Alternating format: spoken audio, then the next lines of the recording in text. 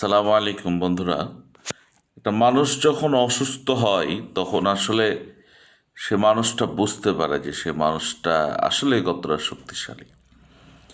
অসুখের উপর নির্ভর করে, মানে যদি সে বিছানা থেকে উঠতে না পারে তখন বুঝতে পারে যে আমি কতটা দুর্বল।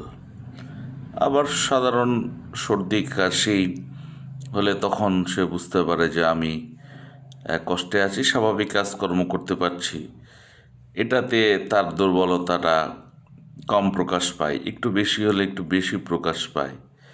আবার যদি প্যারালাইজড হয়ে যায় তাহলে সে যদি একদম বিছানাগতি হয়ে যায় তখন সে বুঝতে পারে যে আমার আর কিছুই নাই, মানে আমি আসলে কত দুর্বল, একদমই আমার কোনো শক্তি নাই।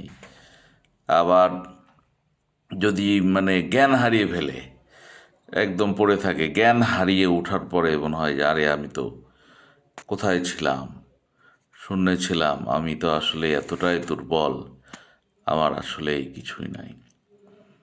তো আল্লাহ পাক আসলে মানুষ যখন আবার শক্তিশালী হয়, সাধারণত শক্তি পরিপূর্ণ থাকে, তখন মানুষ যারা অহংকারী তাদের হাঁটার একটা আলাদা তেজ থাকে, তাকানো ভঙ্গি, মানে যে যেভাবে অহংকার প্রকাশ করে। তা আবার যখন অসুস্থ হয়ে পড়ে যায় তখন বোঝা যায় যে তুমি আসলে কতটা দুর্বল। আর যখন মানুষ মারা যায় তখন তো সবই শেষ। তো আল্লাপাক মানুষকে আসলে নাচায় যে তুমি যতই নাচো, যেদিন ধরে, অসুস্থ হয়ে বিছানায় ফেলে অথবা যখন মৃত্যুবরণী ধরেন যেদিন হয়ে যাবে সেদিন বুঝতে পারবে যে আমি এতদিন অযথাই লাফাই বেড়াইছি, আসলে আমার তো কিছুই নাই। যারা অহংকারী বা বদমেজাজিভাবে ঘুরে, আর যারা আল্লাহ পাকের কৃতজ্ঞতা আদায় করে, কৃতজ্ঞতা স্বীকার করে, আল্লাহ পাককে স্বীকার করে, অহংকার দেখায় না, এদের ভিতরেও মাঝে অনেক শিক্ষা।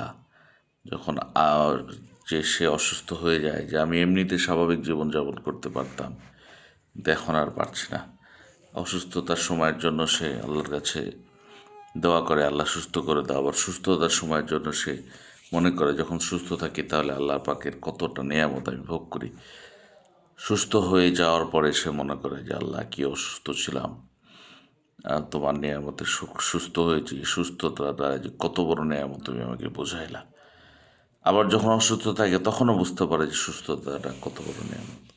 তো আসলে মানুষ দুর্বল, মানুষ দুর্বল, মানুষের কিচ্ছু নাই। আল্লাপাক মানুষের আল্লাপাকের নির্দেশনা অনুসারে মানুষের বডি চলে, মানুষের নিজস্ব শক্তি বলতে কিছুই নাই।